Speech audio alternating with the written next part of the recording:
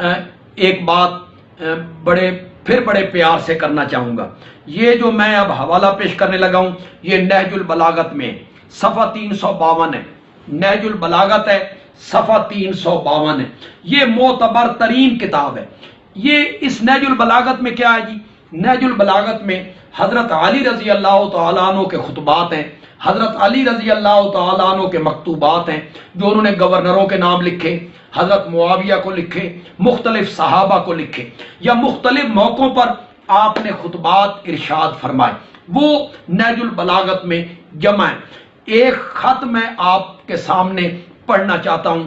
یہ خط حضرت علی رضی اللہ تعالیٰ عنہ نے حضرت معاویہ رضی اللہ تعالیٰ عنہ کو لکھا.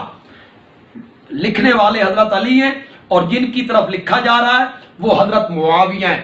کیا لکھتے ہیں؟ کہتے ہیں انہ بایانی القوم الذین بایعوا ابا بکر و عمر و عثمان.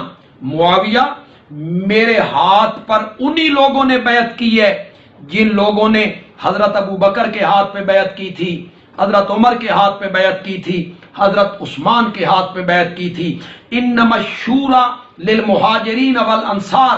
بے شک شورا، مشورہ، فیصلے کا اختیار مہاجرین اور انصار کے پاس ہے. حضرت علی حضرت معاویہ کی طرف خط لکھ کر یہ ثابت کرنا چاہتے ہیں کہ جن لوگوں نے مسند خلافت پر حضرت ابو بکر، عمر، عثمان کو بٹھایا تھا انہی لوگوں نے مسند خلافت پر مجھے بٹھایا ہے.